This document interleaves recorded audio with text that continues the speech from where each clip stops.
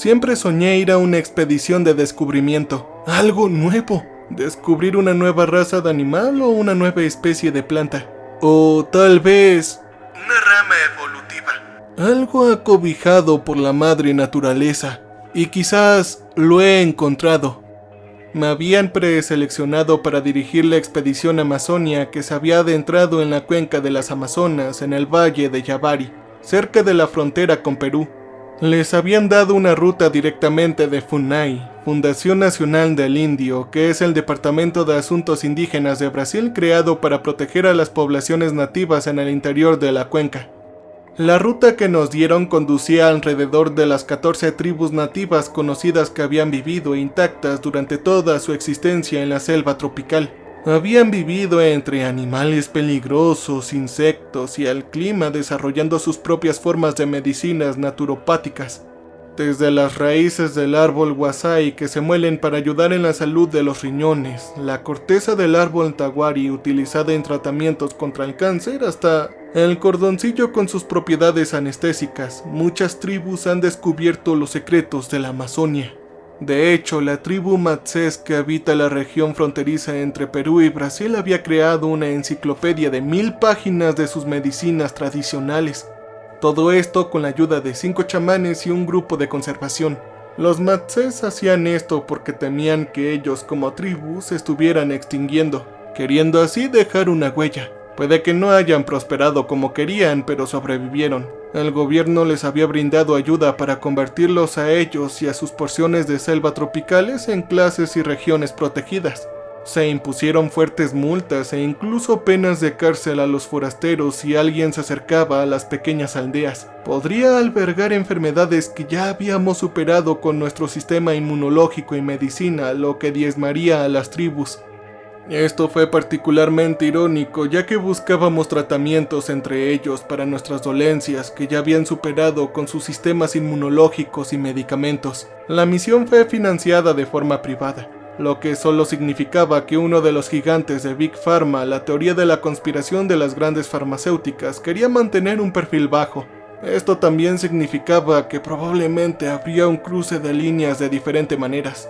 Por lo general no me gustaba comprometerme con las posibilidades de una expedición fuera de las universidades, ya que la financiación estaría moviendo todos los hilos y la investigación sería altamente clasificada. Este no fue diferente, pero apliqué de cualquier manera. Todo se redujo a mí y a Philip Dauer. El Dr. Philip era un profesor de arqueología, pero tenía doctorados en biología centrándose en micología y psicología, razón por la cual fue elegido. No es que no estuviera bien versado en los temas, pero él era un gigante en ese mundo y todos los demás solo se reflejaban en el brillo de su armadura. Más o menos me había olvidado de la expedición después de recibir la carta de "Gracias, pero desafortunadamente", cuando revisé periódicamente para ver si había alguna noticia de descubrimientos. Quizás no los hubo, de hecho había sido increíblemente hermético. Es decir, hasta que vi el obituario del Dr. Philip. La causa de la muerte no figuraba y no pude encontrar nada en línea. Luego recibí una llamada telefónica y las respuestas comenzaron a presentarse lentamente. El hombre al otro lado del teléfono se llamaba Raimundo. Él participó en la preparación y financiación de la expedición Amazonia. Estaban enviando a otro equipo y querían ofrecerme el puesto del investigador principal. Yo dije que sí antes de tener la oportunidad de pensarlo y se hicieron planes para llevarme a Sudamérica. Me llevaron a una pista de aterrizaje privada cerca de la frontera entre Perú y Brasil, donde condujimos hasta donde las carreteras nos llevarían a la selva tropical. Ahí se instaló un campamento para nosotros, donde el equipo se estaba preparando para antes de descender al interior.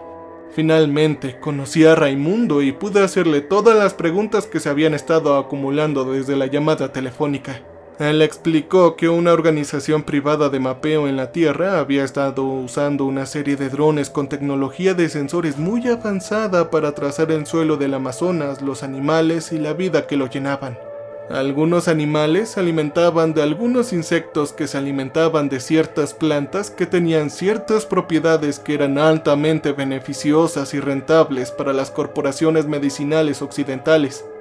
La compañía había descubierto cómo trazar y hacer predicciones muy precisas sobre dónde se encontrarían ciertas especies de plantas basándose en el algoritmo de cadena alimentaria de ingeniería inversa.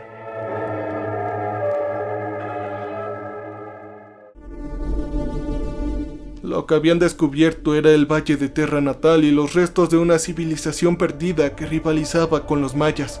Se habían detectado estructuras en el profundo desfiladero, varias de las cuales habían sido excavadas en la montaña y parecían continuar bajo la elevación rocosa. Las últimas coordenadas conocidas de la expedición anterior estaban en el fondo del valle, en lo que se denominaba el Morto Interior. Era ahí hacia donde nos dirigíamos. Finalmente, pude preguntar por el Dr. Philip. Raimundo parecía haber estado tratando de evitarlo. Explicó que el doctor había sido el único de la expedición anterior que logró salir con vida de la jungla, que fue así como obtuvimos toda esta información que teníamos. Y la información era increíblemente prometedora. Philip había tomado extensas notas en su diario de trabajo, pero la mitad de ellas se habían quemado hasta quedar irreconocibles. Cuando le pregunté cómo sucedió eso, Raimundo admitió que fue parte del suicidio de Philip. El doctor fue el único miembro que llegó a la ciudad, pero en cuestión de minutos se prendió fuego a sí mismo y todo lo que tenía con él. La pasta del cuaderno y la mitad izquierda de cada página sobrevivieron. Me permitieron verlo en el último tramo del camino antes de que abandonáramos caminos y senderos. El doctor había descubierto una nueva especie en la familia de los Apocynaceae. Una familia de dicotiledonias que incluye árboles, arbustos, hierbas o lianas. Era casi idéntica a la Catharanthus roseus, que se conoce como Madagascar, Periwinkle, Bricked Ace y Graver Plant, entre otras. Pero habían dos puntos principales del descubrimiento que destacó el Dr. Philip. El primer punto culminante era el más obvio y el que más le entusiasmaba. La planta se utilizó para tratar la leucemia, la linfoma de Hodgkin, los tumores cerebrales, el cáncer de mama y testicular en estado avanzado, así como otras enfermedades como la diabetes y la malaria. Esto era grande, pero esta especie afirmó que tenía propiedades terapéuticas innovadoras, incluido un alcaloide de vinculina supercargado que estimulaba la insulina. Eso por sí solo revolucionaría los tratamientos para la mayoría, si no todas las formas de diabetes, posiblemente incluso curarlo. El segundo punto culminante, sin embargo, fue el más desconcertante. Esta planta no se encontró en el Amazonas o en cualquier parte de Brasil o América del Sur. Era originariamente y exclusiva de Madagascar. Aunque se puede cultivar en otros lugares de forma ornamental, una especie tan distante en su trayectoria evolutiva y tan alejada de su punto de origen, no podría progresar de la forma en la que él describiría. Y, sin embargo, eso es lo que había encontrado, pero no solo eso, docenas y docenas de otras especies de plantas, mohos y hongos. La ecología microbiana era un gran interés para mí y había realizado trabajos de investigación sobre cómo los hongos desempeñaban un papel crucial en la vigilancia de la biodiversidad de la selva tropical. Lo que descubrí a continuación fue que los hongos impedían el éxito de cualquier especie dominante de plantas estrechamente empaquetadas al infectarlas y propagarse rápidamente entre ellas. Esto permitiría que floreciera una gama más amplia de especies diferentes. Actuando como los principales descompositores de los sistemas ecológicos, el crecimiento es el medio de movilidad de los hongos. Cuanto más comen, más se expanden y viajan. Tampoco requieren fotosíntesis, lo que significa que florecen en algunas de las condiciones incluso más imposibles del mundo. El doctor escribió sobre formas avanzadas de mohos mucilifuginosos, microparásitos biotróficos, flagelados avanzados y agresivos con poderosos sistemas de entrega de esporas. También pirinomicetos, una antigua clase taxonómica de hongos y mutaciones aterradoras de Amanita virosa, el cual es un hongo basidomiceto, es muy venenoso y su ingestión puede provocar la muerte. También Podostroma cornou damei y cepas gigantes de alas de ángel y Dabney derpings. Es un hongo sin branquias del género Lipeota. Muchos de ellos no eran nativos de esa área o de ese hemisferio y no sobrevivirían en estas condiciones. No debería. Y sin embargo, el Dr. Philip los documentó a todos.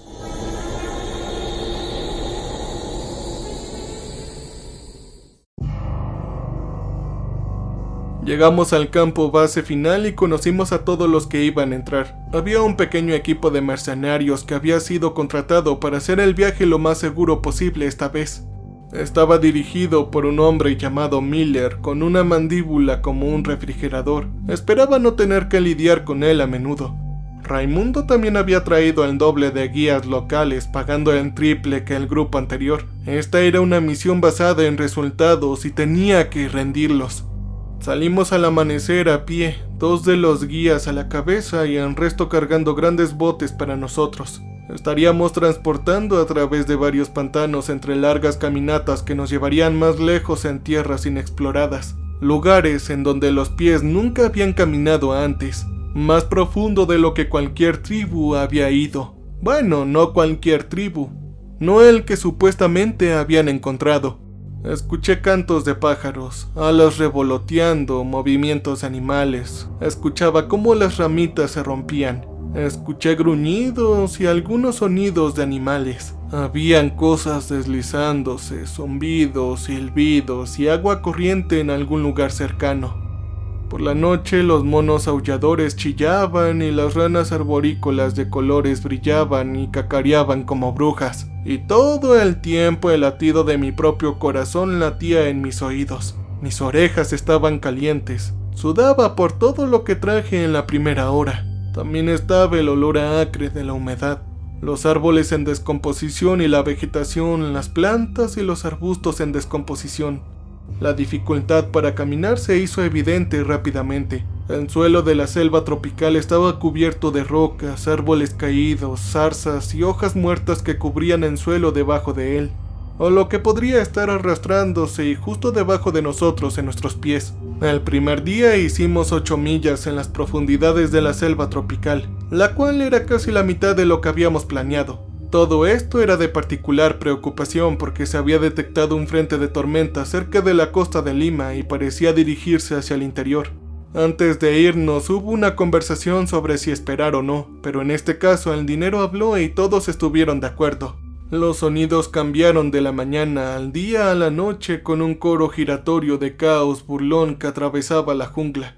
La mañana del tercer día nos trasladamos a las canoas. A Miller se le dijo que mantuviera a sus hombres alerta, ya que las aguas estaban llenas de caimanes negros. Eran los más grandes de la familia de los cocodrilos y podrían crecer hasta 6 metros de largo y eran violentamente carnívoros. Salimos a la orilla para pasar la noche y los mercenarios intercambiaron turnos de guardia durante la noche. Era increíblemente peligroso, pero estábamos atrasados en el tiempo y necesitábamos compensarlo de alguna manera. El calor y los mosquitos aumentaron su salto a mi cordura. Ellos tampoco podían escapar. Esa noche un estruendo de disparos me despertó. Uno de los mercenarios, Steven, estaba muerto. Tenía una flecha en la garganta y se había ahogado con su propia sangre. Entonces vi los otros 4 cuerpos. Eran nativos, parte de la tribu Stirmawe. Ellos eran un pueblo indígena, creadores del cultivo de la guaraná. Parecían ser una partida de caza crepuscular y se habían topado con nuestro campamento. Steven, por su parte, debió haberlos asustado y le clavaron una flecha directo en la garganta. No sabíamos cuántos más habían cerca, pero los mercenarios se mantuvieron en alerta máxima durante el resto de la noche. Por la mañana enterramos a Steven y dejamos los cuerpos de los Stere y Maui para que fueran reclamados por su tribu o por la jungla. Yo me sentí horrible por ello, de verdad lo lamento. Pero yo también estaba asustado. Los Atere eran una tribu intensa y ahora tenían una razón para venir tras nosotros. Yo había leído historias sobre ellos, algunas de primera mano y otras transmitidas por otras personas. Tenía un doloroso rito de iniciación para que los niños lo soportaran para ser aceptados en la edad adulta. Implicaba experimentar el peor dolor que la jungla tiene que ofrecer. Y esto vino en forma de paraponera clavata o la hormiga bala. Se dice que tiene la picadura más dolorosa de todos los insectos. Fiel a su nombre, la picadura supuestamente es comparable a recibir un disparo de bala y puede durar hasta 24 horas después. Para su ritual de virilidad, el niño Maui tendría 2 guantes llenos de hormigas bala colocados en sus manos durante no menos de 5 minutos. Cuando se lo quitaban, el niño temblaba incontrolablemente durante horas y experimentaba alucinaciones, desorientación y parálisis muscular. Para completar el ritual y ser aceptado como hombre por la tribu, el niño tendría que soportar esa práctica durante un total de 20 veces en el transcurso de los meses, a veces años.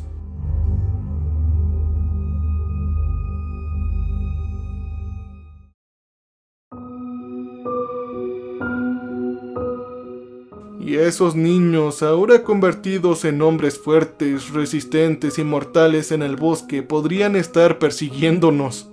No solo eso, sino que descubrimos que 2 de los guías se han ido. Su ropa y provisiones adicionales todavía estaban en sus sacos de dormir, pero parecía que se los habían llevado durante la noche. Nunca más supimos lo que les pasó.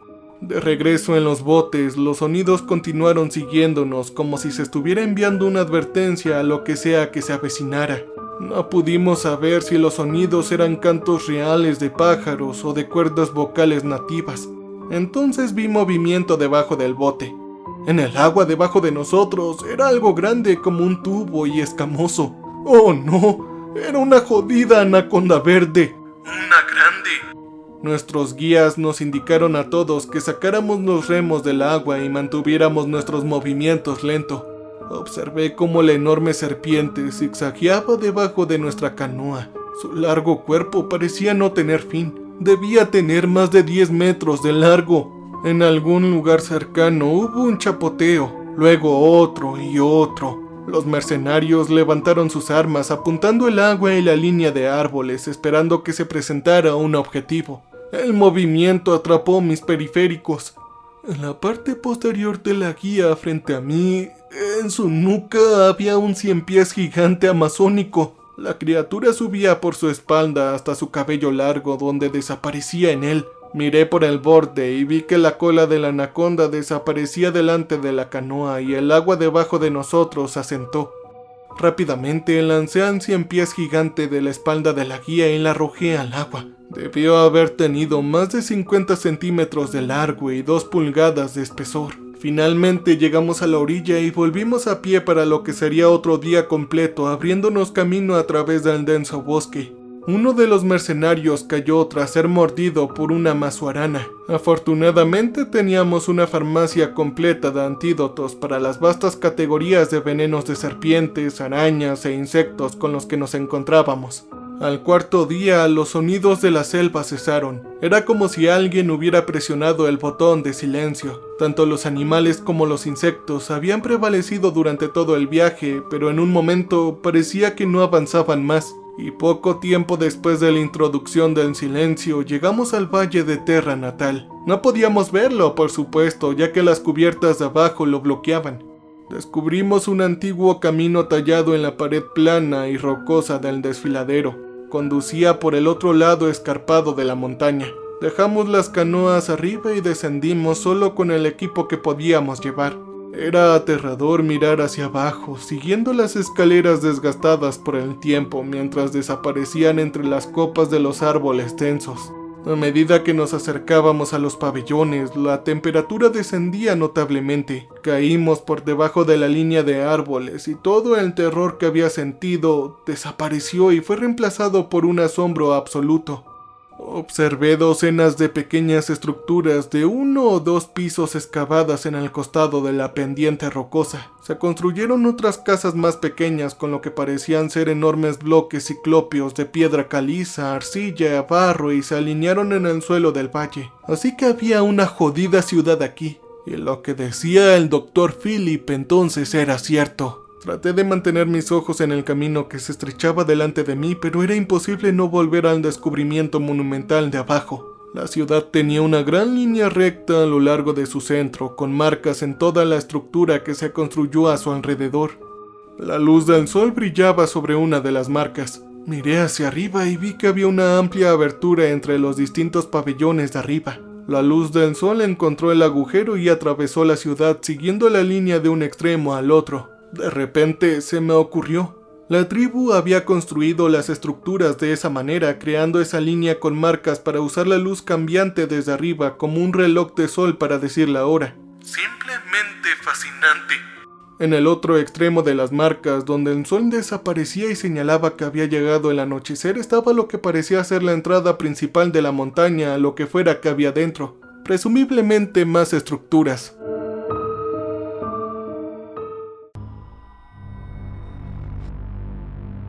Media hora después de descender por el sendero de la montaña, Miller, que nos dirigía, se detuvo y tuvo una conversación con Raimundo. Después de unos minutos, continuamos hacia adelante y pude ver cuál era el problema.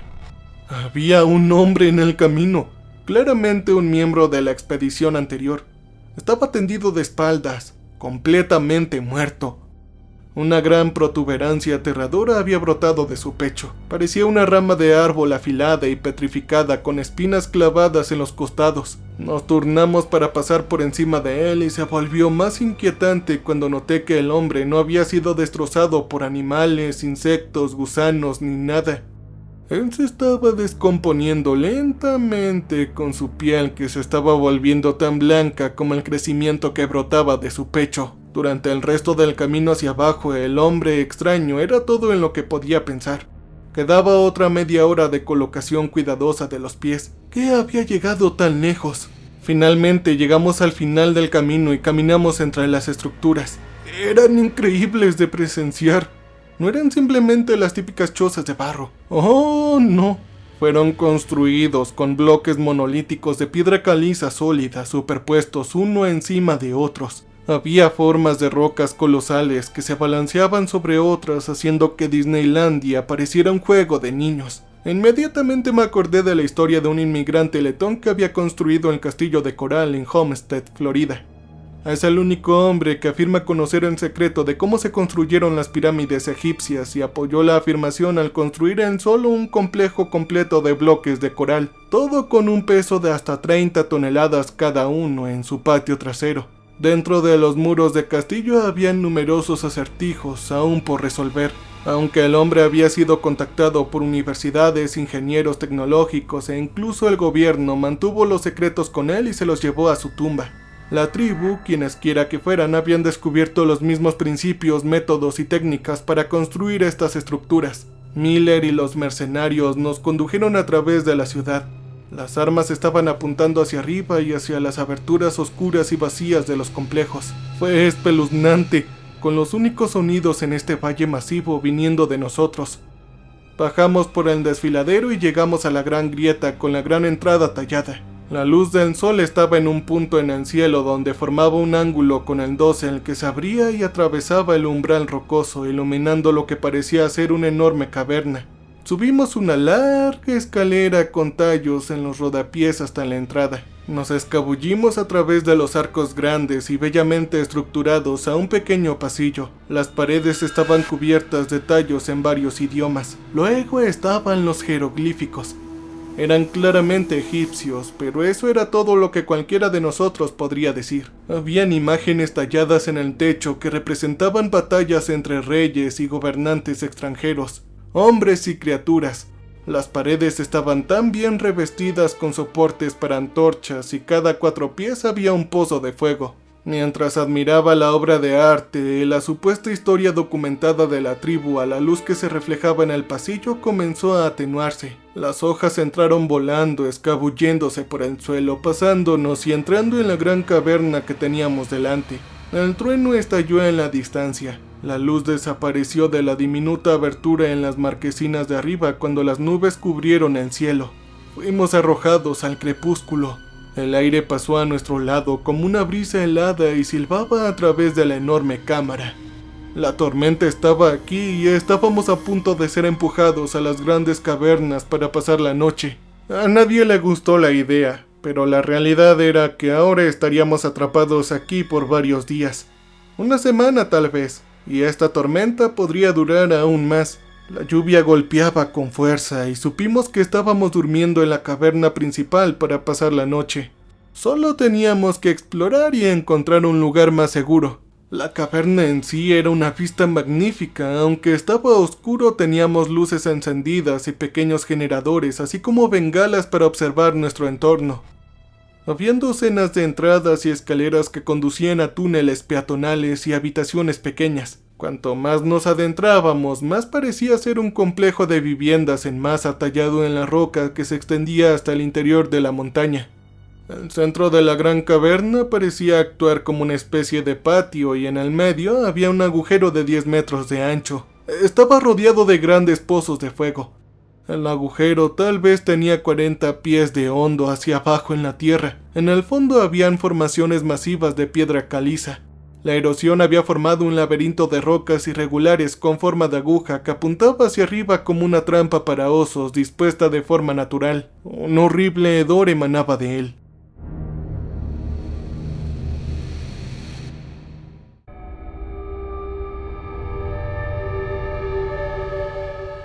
A medida que nuestras luces se movían más hacia abajo vimos esqueletos. Algunos fueron empalados y todavía de alguna manera clavados en esas lanzas. Otros estaban en el suelo en el hoyo. Solo podía suponer que eran un pozo de sacrificio. La mayoría de las tribus de todo el planeta tenían alguna versión de la misma práctica. Una ofrenda o ritual para apaciguar a los dioses. En el fondo se formaron extraños agujeros en el costado del pozo. Eran de diferentes tamaños y formas, pero rodeaban las paredes y conducían en todas las direcciones. Había un hongo extraño saliendo de algunos de los agujeros y grietas y limos saliendo de otros. No podía identificar los crecimientos de donde estaba y tenía la ligera sospecha de que no sería capaz incluso si estaba parado justo al lado de ellos. Una de las linternas golpeó al torso y al brazo izquierdo de lo que parecía ser del equipo anterior, empalado en una punta de piedra caliza. Había pasado 1 mes y medio desde que desaparecieron y el cuerpo aún estaba jugoso. Los guías estaban cada vez más temerosos. Incluso los mercenarios se miraban nerviosos unos a otros. Mi pie golpeó contra algo y miré hacia abajo para ver lo que parecía un caparazón de escarabajo. ¿O un exoesqueleto? Cuanto más lo miraba, parecía más orgánico y basado en plantas o hongos o alguna mezcla de ambos. Lo que muchos no saben acerca de los hongos es que son una combinación perfecta de animales y plantas. Y esto parecía que su vía evolutiva había crecido más rápido, exponiendo mucho su alcance aquí abajo. Lo inspeccioné más a fondo. Era una cosa pequeña con cerdas diminutas y afiladas, con ganchos que sobresalían en todas las direcciones. Tal vez son ganchos para atacar a su presa. La tormenta comenzó a rugir afuera y barrió la gran caverna en ráfagas. Armamos un gran campamento adentro y un perímetro alrededor. No es que pensara que alguien dormiría por acá. A pesar de los cansados que estábamos todos, el hedor podrido del pozo de la muerte era inquebrantable. Me quedé despierto, repasando el libro de trabajo dañado del Dr. Philip, pero mi mente seguía flotando de vuelta al agujero. Gracias a la tormenta, todos estaríamos atrapados aquí. Aunque estábamos a salvo de la tormenta, tendríamos que tener una conversación real sobre lo que íbamos a hacer en la mañana. Si la tormenta fue tan fuerte o peor de lo esperado, podríamos esperar una inundación. Y el último lugar en el que nos gustaría estar es en el fondo de un valle en la jungla. Lo que muchos no saben es que esta región alberga más de 2.5 millones de especies de insectos, decenas de miles de plantas y hongos, y varios miles de diferentes aves y mamíferos. Todos vendrían por ese borde desde arriba y se estrellarían contra nosotros con cientos de toneladas de agua de lluvia. Guardé el libro, pero no podía dormir. Mi ansiedad estaba aumentando por la tormenta, así que decidí salir a la entrada y ver por mí mismo. Le dije a los mercenarios y me dijeron que me mantuviera cerca y no tropezara, no querían venir a buscarme muerto. Fuera de la entrada había completa y absoluta oscuridad. El dosel de arriba actuó como persianas oscuras, bloqueando cualquier iluminación causada por los rayos. Sin embargo, obtendría breves instantes de milisegundos del exterior cuando se filtraba algo de luz. Las ventanas y puertas de la estructura estaban vacías. Inmóviles. No sé por qué pensé que captaría los ojos de los habitantes anteriores mirándome fijamente, preguntándome quiénes eran los intrusos y qué estaban haciendo en su ciudad. Un escalofrío se instaló en mis huesos y todo lo que quería era estar de vuelta en mi saco de dormir. Me quedé despierto durante otra hora en mi tienda de campaña antes de que finalmente me quedara dormido. No estoy seguro de cuánto tiempo estuve afuera, pero todavía era de noche cuando me desperté. Un grito resonó a través de la caverna y nos sacudió a todos. Podía ver los focos encendidos alrededor del perímetro y la enorme sombra de algo en el exterior de mi tienda presionando hacia mí. Era largo, con múltiples patas arañando y agarrando la tela de nylon que nos separaba. Me abrí paso por el lado opuesto con mi cremallera y vi lo que parecía un 100 pies gigante de más de 20 pies por lo menos, aplastando mi tienda y mi saco de dormir. Los disparos rugieron y el 100 pies recibió fuego pesado en su revestimiento blindado. Las balas finalmente lo atravesaron y la criatura chilló y voló en pedazos. Mis oídos resonaron cuando estrellaron más disparos y explosiones de granadas de mano. Me di media vuelta para correr, pero casi tropecé con una vista grotesca. Había una guía en el suelo. Un 100 pies aún más grande que el primero se había comido la pierna izquierda de la mujer y estaba abriéndose camino hacia las caderas.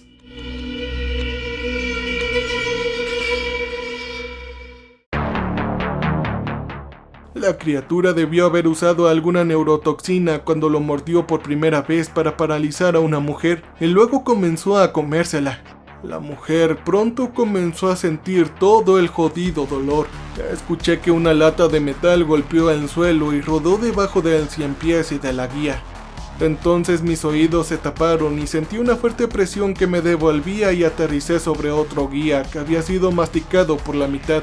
Los mercenarios estaban descargando cada bala y granada que tenían. Encontré a Raimundo corriendo hacia Miller, que ladraba órdenes. Parecía tener todo mayormente bajo control ahora. Solo habían 4 de los 100 pies gigantes, todos los cuales habían ido al infierno ahora. Sin embargo, un grito resonó desde el borde del agujero. Uno de los guías, el último, estaba siendo tirado por el borde del agujero y desapareció. Él era la pieza que necesitábamos. Era quien estaba al tanto de nuestra ubicación marcando nuestro rumbo en el mapa. El mapa que llevaba consigo a todas partes en su jodida mochila. Bueno, al menos obtendríamos eso. Miller rápidamente se dio cuenta de quiénes quedaban. Estaba Raimundo y otros 2 mercenarios llamados Dawkins y Wyatt. Ahora éramos 5 de nosotros. Empezamos con 23 hombres y mujeres. Miller quería arrojar cargas explosivas en ese jodido agujero, pero le recordamos que eso destruiría el mapa y lo que necesitábamos. El equipo armó rápidamente un sistema de agarre para bajarnos hasta el fondo del agujero, evitando los picos de piedra caliza. Me dieron una de las configuraciones de mercenarios muertos, con una especie de rifle de cañón largo con un cargador adjunto, una pistola y media docena de granadas. Todo lo que sabía sobre cualquiera de las armas era dónde estaba el seguro, dónde estaba el gatillo y dónde estaba el extremo peligroso. Bajamos hasta el fondo del pozo. Les dije a todos que evitaran tocar cualquiera de los limos o mohos a lo largo de las paredes del agujero. De hecho, evitar tocar literalmente todo excepto el mapa. En la parte inferior nos encontramos mirando varios túneles de diferentes tamaños, que van desde los cuales no podemos caber hasta los túneles que podíamos caminar fácilmente en posición vertical. Fue una decisión fácil en qué túnel entrar, ya que las manchas de sangre del guía conducían a uno aproximadamente más bajo que yo. Pudimos ver movimiento en el túnel y Miller abrió el camino. Avanzamos 6 metros antes de llegar a una cámara grande. En el centro habían 3 100 pies más pequeños, de 12 a 15 pies de largo, dándose un festín con la mitad inferior del guía. Su mitad superior, incluida su mochila con el mapa, estaba a solo unos metros de ellos. Miller hizo que Dawkins y Wyatt flanquearan a sus costados cuando entraron en la cámara. Raimundo y yo lo seguimos lentamente, quedándonos justo afuera de la cámara. Podía escuchar un aterrador sonido de gorgoteo de todas las paredes, cómo se mezclaban las alas de los murciélagos con el chasquido de los escarabajos. Miller sacó silenciosamente la mochila del torso destrozado del guía muerto y comenzó a retroceder, pero cuando lo hizo, su talón hizo clic en un hueso viejo y el crujido resonó en la cámara. Los 100 pies se dieron la vuelta y vieron que había entrado comida fresca en su casa. Dawkins y Wyatt comenzaron a disparar balas a las criaturas. Pero esto fue un grave error. Las paredes comenzaron a moverse y el aire se llenó de esas pequeñas criaturas parecidas a escarabajos con exoesqueleto que encontré. Eran como polillas, pero basados en hongos, con los flagelados agudos y pronunciados que los caracterizan microbianamente. El suelo se arremolinó, el traqueteo se unió a la cacofonía con tanto ruido. Raimundo y yo corrimos de regreso a través del túnel, con Miller pisándonos los talones para mantener el ritmo. Solo miré hacia atrás brevemente, pero vi a Dawkins y a Wallat invadido por las pequeñas criaturas. Estas estaban arañando y mordiendo la carne expuesta y pequeñas bocanadas de humo oscuro saliendo de ellos como tinta de cefalópodo. Solo que esto no era para distraer, era para matar. Raimundo y Miller y yo logramos salir del túnel, pero escuchamos más y más sonidos de diferentes magnitudes saliendo de las diferentes entradas. Una enorme y aterradora mancha negra de un organismo se había derramado por una abertura y se arrastraba a través de las púas hacia nosotros. Mirándolo, todo lo que podía pensar era cuánto se parecía a una versión ampliada de una célula cancerosa agresiva. Solo a base de limo y hongos, comía y se expandía, se movía y comía, siempre hambriento y nunca contento. Una granada aterrizó justo en su centro y otras 2 granadas fueron arrojadas al agujero por lo que acabamos de salir. Miller nos gritó que nos tiráramos al suelo. Las 3 explosiones estallaron seguidas, pero cuando lo hizo, el primero roció criaturas de hongos gelatinosos por todo el túnel en una gran cagada por parte de Miller. Gotas de ese hongo golpearon la espalda de Miller y comenzaron a devorar su cuerpo. La segunda explosión doble me envió volando hacia la entrada de un nuevo túnel. Aterricé a solo unos metros de distancia de uno de los guías.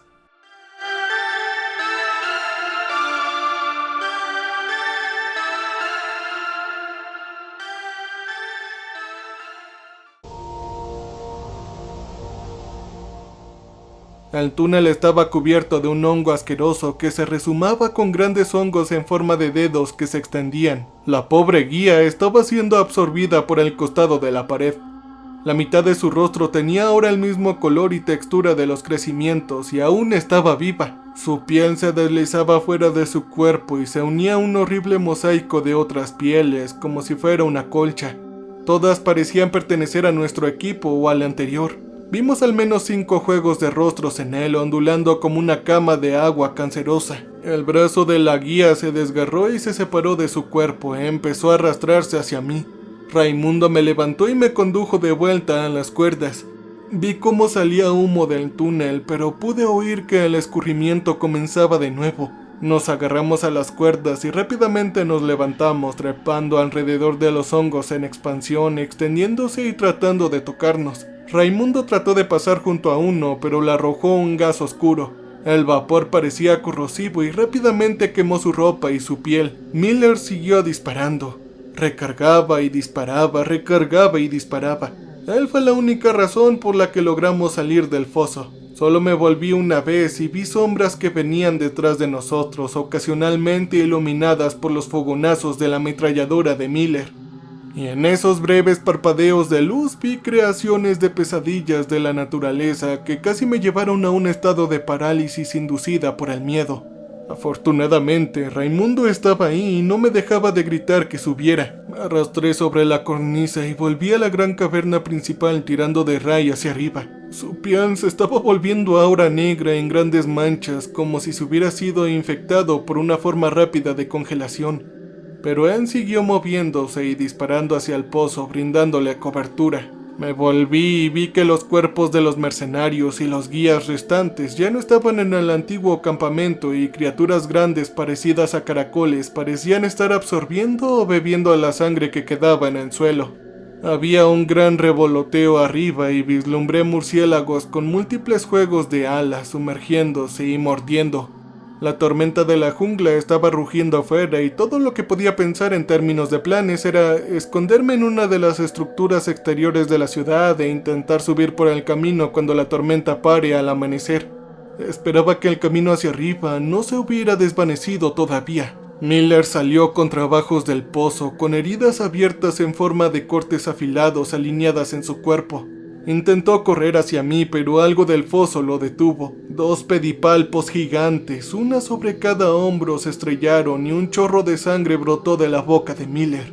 La mochila del guía se le cayó de las manos. Una serie de piernas largas y peludas se extendieron detrás de Miller y lo arrastraron hacia las profundidades para darse un gran festín. Creo que acababa de ver una rama del género de la araña errante brasileña y era el tamaño de una sup.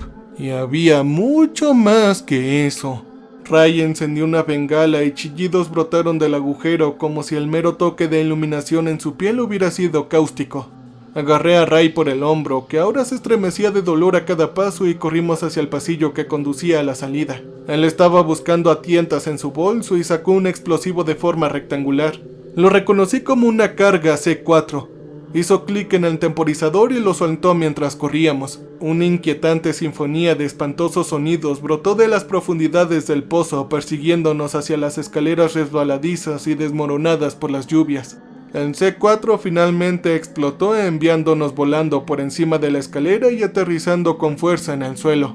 Estaba mareado y el polvo se había sentado sobre la ciudad, flotando en el aire como lluvia helada. Bien podríamos haber estado en el fondo del océano o los reinos más profundos del espacio. El movimiento me zonificó de nuevo. Frente a mí, un ojo amarillo apareció a través de la niebla.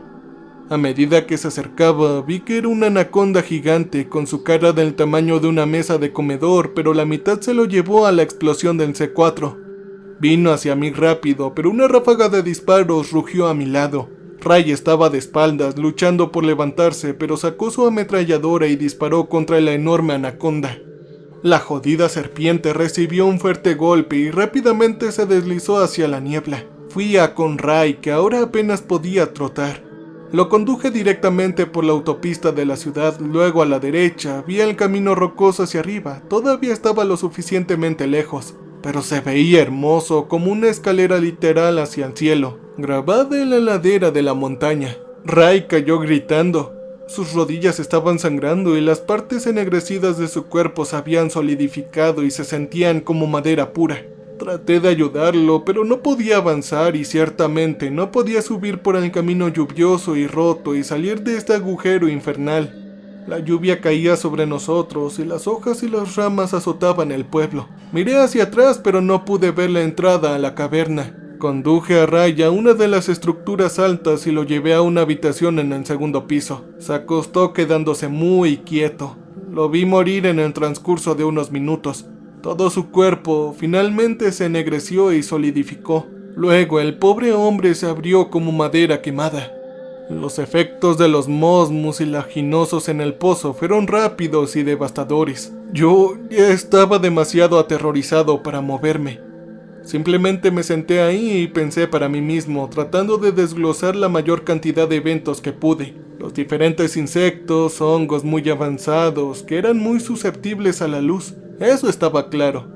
El pozo había sido revestido con grandes pozos de fuego que lo rodeaban. Los pasillos tenían soportes para antorchas y fogatas más pequeñas. Imaginé que toda la caverna estaba lleno de ellos, aunque en realidad no habíamos llegado a explorarlo todo. Aunque era un organismo continuamente hambriento y alimentándose, tenía una directiva evolutiva incorporada que se remontaba a sus primeros ancestros de forma de vida unicelulares que necesitaban más vida para sobrevivir. Chequé todos los documentos que había revisado por pares y recordé uno sobre una región propensa a un sumidero en la costa de Rumania llamado Mobile Cave. Los geólogos habían abierto una brecha en una caverna que estaba llena de criaturas ciegas que no habían visto el sol en 5 millones de años. Las formas de vida se habían adaptado naturalmente al frío extremo y la oscuridad y prosperaron.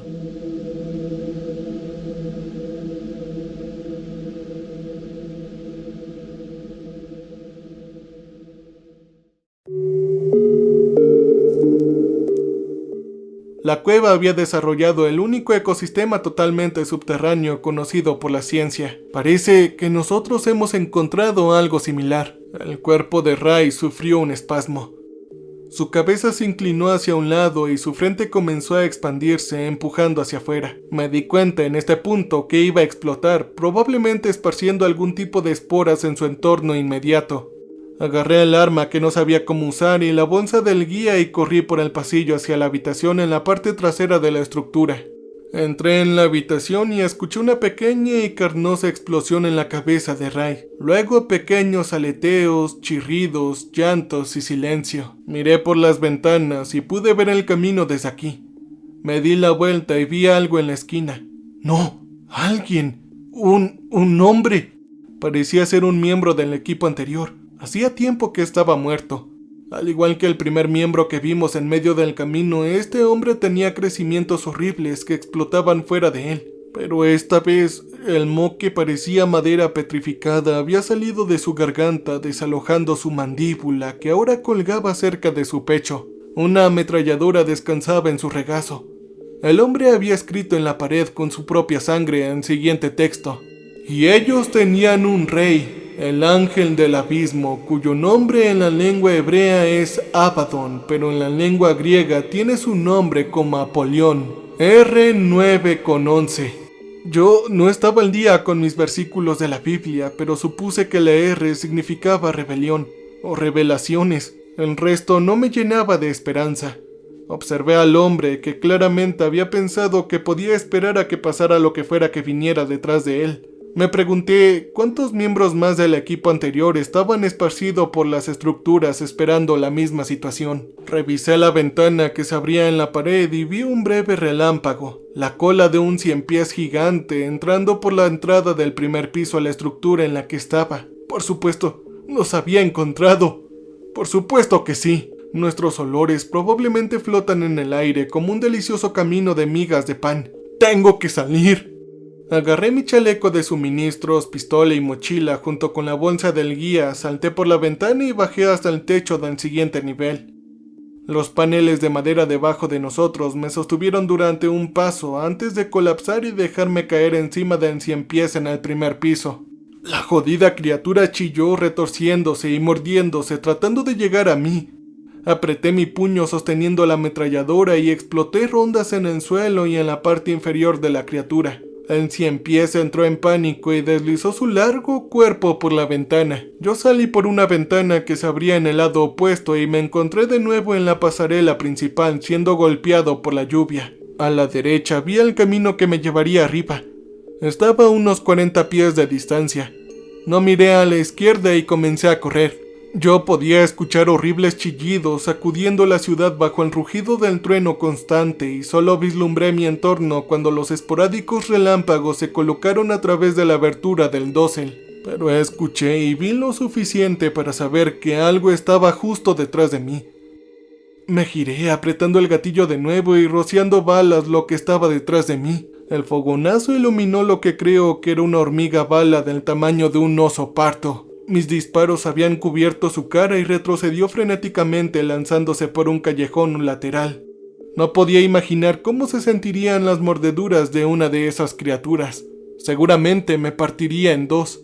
Me di la vuelta y seguí corriendo, sacando la única bengala que sabía que tenía. La iba a necesitar en la subida. Duraría los primeros 5 minutos, así que si me movía rápido podría estar fuera del alcance de las criaturas. O eso esperaba. Llegué al sendero y descubrí que no había sido afectado por la tormenta. Subí los primeros escalones y encendí la bengala usándola para encontrar mi equilibrio hasta que estuve lo suficientemente alto. Miré hacia atrás, pero la ciudad fue tragada por la oscuridad de la tormenta. Los relámpagos se habían detenido, pero los truenos habían multiplicado tapándome los oídos. Yo seguí subiendo, estaba a 30 pies de altura. 40 pies, 50 pies. La bengala se apagó, todo lo que tenía ahora eran 2 linternas. Me di la vuelta y vi movimiento en el camino debajo de mí. Corrí hacia arriba rápidamente, y cerca del suelo, un 100 pies estaba ahí. Yo disparé varias rondas hacia abajo, pero no le di. Metí la mano en las bolsas de suministros y encontré la media docena de granadas. Tomé una y la tiré por el camino. Rebotó y se fue por el borde, explotando en el aire, iluminando el costado de la pared y vi de nuevo la enorme araña errante brasileña. Esa jodida criatura venía directamente hacia mí. Saqué otra granada. La sostuve un momento más y luego se lo arrojé al 100 pies que se acercaba. Esta vez aterrizó perfectamente. Explotó en la cara de la criatura y arrancó una gran parte del camino, haciéndolo ahora inaccesible sin equipo especial para escalar. Eso se encargó de Ancianpiés. Volví a mirar hacia abajo y vi que la araña se acercaba. Estaba justo debajo de mí, así que saqué otra granada y la dejé caer. La araña rápidamente giró sobre la pared, esquivando por poco la explosión y continuando hacia arriba. Le rocié las últimas balas del cargador y justo cuando se quedó vacío, la munición voló 2 de las piernas del arácnido. Cayó de nuevo a la ciudad. Mientras lo hacía, pasó junto al organismo globular que ahora también subía sigilosamente por la ladera de la montaña. Y oh, por Dios, avanzaba más rápido que yo. Iba a cortarme más adelante en el camino. Tuve que acelerar el paso, sabía que me quedaban 4 granadas, que probablemente necesitaría todas para esto.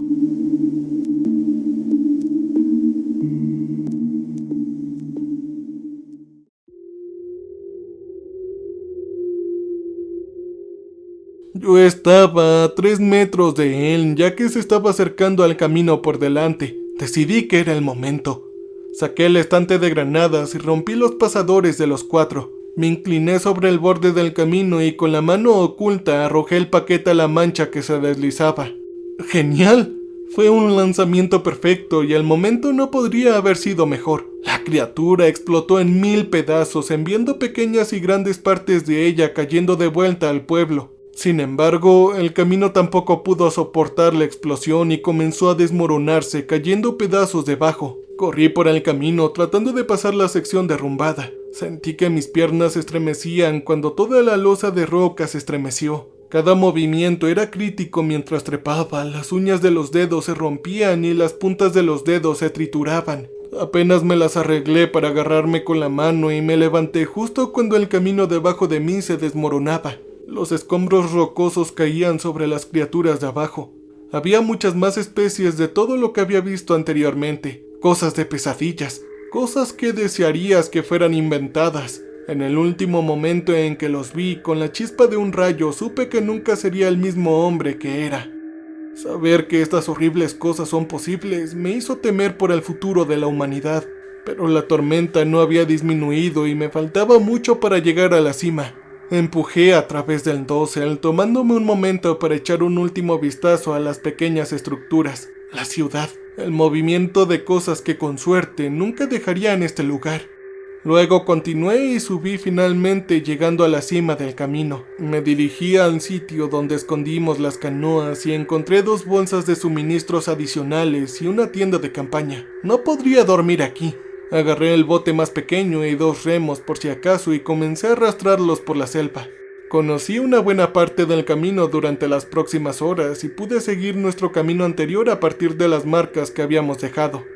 Aunque estaba más que exhausto, no quería dejar de moverme. Cuando estuve lo suficientemente lejos, pude sacar la mochila del guía, mirar el mapa y averiguar el resto del camino de regreso. Caminé hasta que el amanecer se asomó entre las nubes de tormenta y me encontré en un pequeño claro. Se sintió como un momento divino. De alguna manera sobreviví y encontré este instante perfecto donde la tormenta se abrió, el sol entró en esta brecha en las copas y estaba brillando sobre mí. Oh, por Dios, me dio calidez y coraje para emprender el viaje de regreso a la civilización. Agarré la comida que me sobró y descansé. Después de una breve siesta, decidí seguir moviéndome y abrí la bolsa del guía. El mapa no estaba ahí. La bolsa tenía algo de ropa, una petaca, tabaco de liar y algunas carnes secas, pero no había mapa. Sabía que podía encontrar mi camino hasta el próximo lanzamiento del río, pero desde ahí, este lugar era un laberinto. Son tierras pantanosas que conducen a lagos, que a su vez conducen a cascadas, que a su vez conducen a cuevas, que a su vez conducen a tierras más pantanosas. Yo quería lanzar mis manos al aire y rendirme.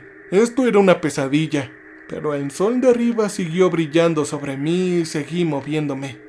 Encontré mi camino de regreso al río y recordé que veníamos por la derecha, así que iría a la izquierda esta vez y lo seguiría hasta que con suerte reconociera otra marca. El agua estaba tranquila, pero quién sabe realmente lo que sucede con un pie debajo de la superficie. Tuve visiones de encontrarme con la anaconda gigante, los caimanes negros, la tribu Satere Maui.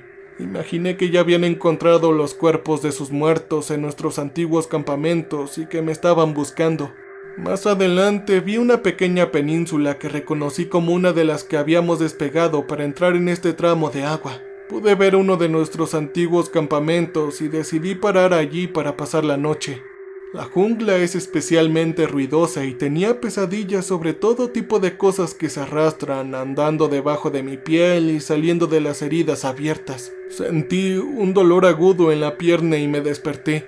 Salí de mi saco de dormir y encontré una gran picadura de araña en mi pantorrilla. Sin embargo, no pude encontrar la araña, así que no sabía qué tan mala era o cuánto tiempo tenía. Rápidamente calenté un cuchillo con un encendedor y presioné la hoja calentada en la picadura. Con suerte, eso mataría algo de veneno, pero la toxina probablemente ya está fluyendo por mis venas. Me levanté y comencé a moverme con la esperanza de poder seguir adelante. Rápidamente me sentí como si estuviera en una caminadora que se acortaba con cada paso. Arrastré la canoa 1 hora antes de rendirme y colapsar. Mi visión se estaba volviendo borrosa. Todos mis sentidos se sentían como si estuvieran en cortocircuito. Los bordes de mi vista vibraban con puntos rojos. Empezaba a desmayarme y luego a volver. Recuerdo haber visto destellos de rostros, de piel oscura, tal vez aborígenes, nativos, pero el sueño febril que se había apoderado de mí era incomprensible. Sabía lo que estaba haciendo la toxina en mi sangre, pero ¿por qué me mostraba a estas personas?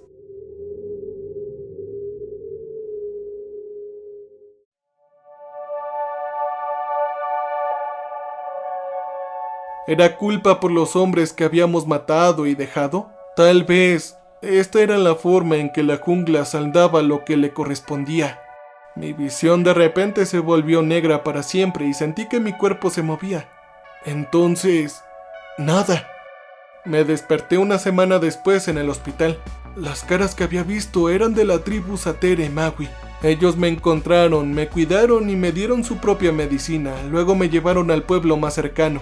De ahí me llevaron a un hospital y me trasladaron en un avión más grande en Lima, donde me estabilizaron. Probablemente nunca podría agradecerles.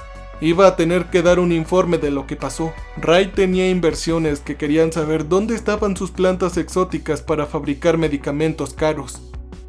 Pero todo lo que podía pensar sentado en esa cama del hospital era cuánto esperaba que ninguna de esas cosas llegara a la ciudad. Y esa pequeña pero creciente marca negra en mi antebrazo era posiblemente un corte infectado o tal vez lo que